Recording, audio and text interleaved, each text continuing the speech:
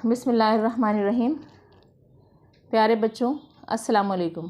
आज की वीडियो में हम आपको मुतरादिफ अल्फाज, मुतज़ाद अल्फाज, हमसौत अल्फाज, मुफ़रत अल्फाज और मुरक्कब अल्फाज के मुतालिक बताएंगे। तो चलिए सबसे पहले हम ये समझेंगे कि मुतरादिफ अल्फाज किसे कहते हैं।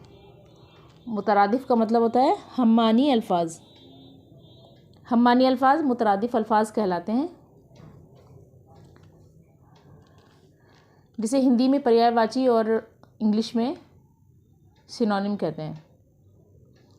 अब मैं कुछ अल्फाज के ज़रिए आपको समझाऊं कि मुतरादिफ किसे कहते हैं। जैसे घर है तो घर, मकान, खाना, मस्कन, ये सारे क्या हैं? मुतरादिफ़ात, मुतरादिफ अल्फाज हैं। ये घर का मतलब भी वही है, मकान का मतलब भी वही है, खाना का मतलब भी वही है और मस्कन भी उसे ही कहते हैं।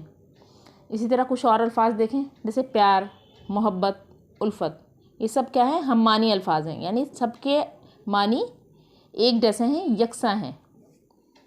फिर इसी तरह ऊंचा, बुलंद, बाला, आला, ये सारे मुतरादिफ अल्फाज हैं। इसी तरह मट्टी, गिल, खाक, ये सब क्या हैं?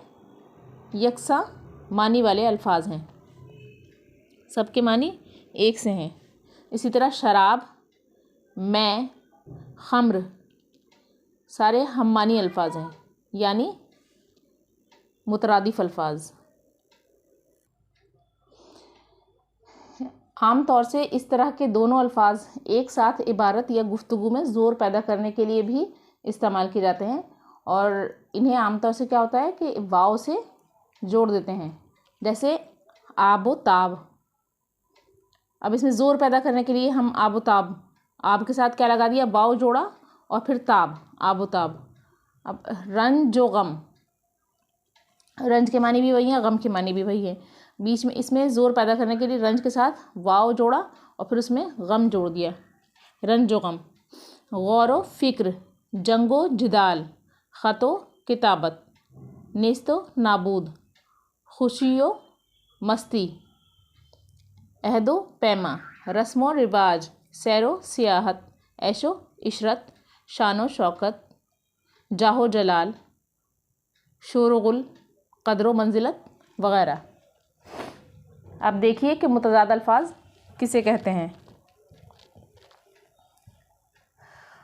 मुतज़ाद अल्फाज एक दूसरे की ज़िद होते हैं, यानी उनके मानी बरअक्स या उल्टे होते हैं।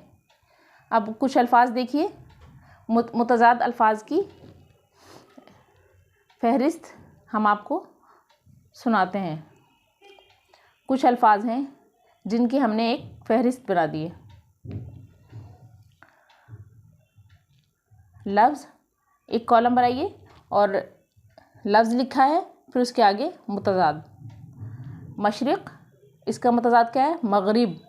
शमाल, जुनूब, नेक, बद, आग, पानी, सियाह, सफ़ेद, दिन, रात, सूरज, चाँद, सुबह, शाम, इक़रार, इनकार, ज़िंदा, मुर्दा, असग़र, अकबर, ज़मीन, आसमान, ज़ाहिर, बातिन, हलाल, हराम, उस्ताद, शागिर्द, जन्नत, दोज़ख, दूर, नज़दीक, दोस्त, दुश्मन, शिकस्त, फ़तह, आबाद, वीरान।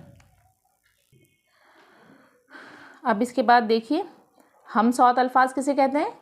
ऐसे अल्फाज जिनका तलफ़्फ़ुज़ बाहम एक जैसा होता है और जो यकसां आवाज़ों वाले हुरूफ पर ख़त्म होते हैं, हमसौत अल्फाज कहलाते हैं, मगर उनके मानी मुख्तलिफ होते हैं। सौत का मतलब क्या होता है? आवाज़, यानी एक जैसी आवाज़ों वाले अल्फाज, उन्हें हम क्या कहते हैं? हमसौत अल्फाज। अब देखिए कुछ अल्फाज मैं आपको बताती हूँ, आप बगौर सुने। अब एक लफ्ज़ है आम, यानी आम वो फल, अलिफ मद ज़बर आ, मीम साकिन, आम। अब इसका हमसौत क्या होगा? ऐन अलिफ ज़बर आ, मीम साकिन, आम, यानी कॉमन, वो जो बिल्कुल आम हो, कोई ख़ास ना हो। आम तो हो गया फल, और उसका हमसौत अल्फाज क्या है? आम। इसी तरह कसरत, काफ सीन रे ते कसरत, यानी बहुतात, ज़्यादती, ज़्यादा होना। और फिर इसका हमसौत क्या है? कसरत, काफ सीन रे ते, कसरत यानी वर्जिश। इसी तरह अर्ज़, अर्ज़, जाली, जाली, लाल, लाल, रसद, रसद, सलाह, सलाह, सही, सही। अब यहाँ पे एक मुख्तसर सी फहरिस्त आप जब स्क्रीन पे देखेंगे तो आपको समझ में आ जाएगा कि इमला का फ़र्क है और उसको बोला एक ही तरह से जाता है, यानी एक सी आवाज़ दोनों की होती है, तो उन्हें कहते हैं हमसौत अल्फाज। जब आप इसकी फहरिस्त देखेंगे, एक बार पढ़ेंगे, तो आपको ये बात बखूबी समझ में आ जाएगी। अब देखिए मुफ़रद अल्फाज। मुफ़रद एक को कहते हैं, जैसे कलम, किताब, लड़का। कलम, किताब, लड़का एक एक कलमे हैं, उनसे एक ही मानी समझे जाएंगे। ऐसे कलमे या अल्फाज क्या होता है? मुफ़रद कहलाते हैं। मुफ़रद यानी एक। अब मुरक्कब अल्फाज और जुमले देखिए।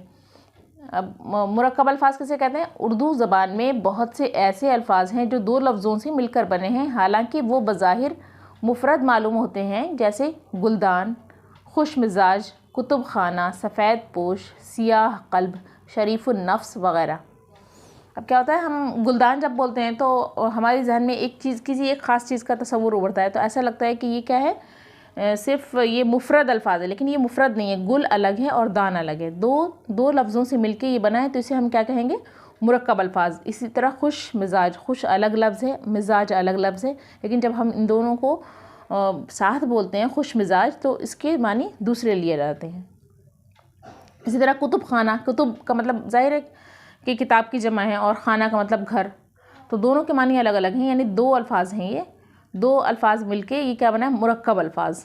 तो लेकिन जब हम कुतुब खाना बोलते हैं तो इसको एक मखसूस मानी में बोला जाता है, फिर हम इसे एक ख़ास मानी मुराद लेते हैं। तो इस तरह के अल्फाज को क्या कहते हैं? मुरक्कब अल्फाज। और मुरक्कब जुमले देखिए किसे कहते हैं? ऐसा जुमला जो दो जुमलों से मिलकर बना हो, मुरक्कब जुमला कहलाता है।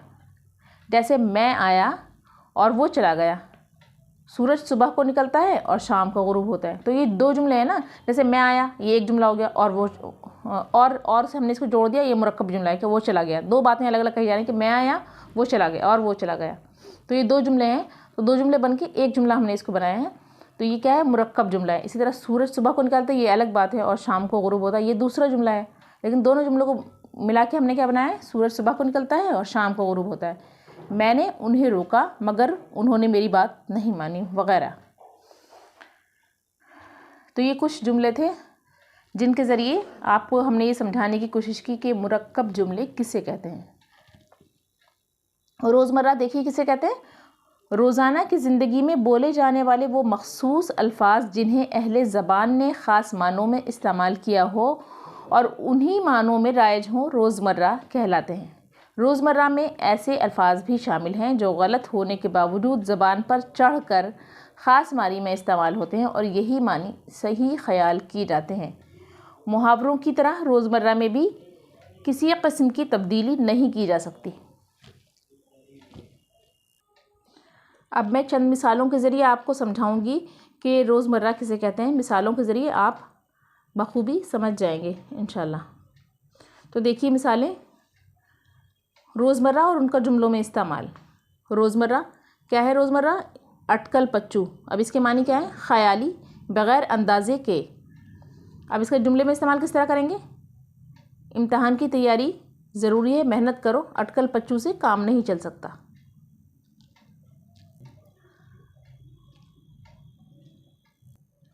अब देखिए दूसरा रोज़मर्रा क्या है? 19-20 का फ़र्क। इसका मतलब है मामूली सा फ़र्क।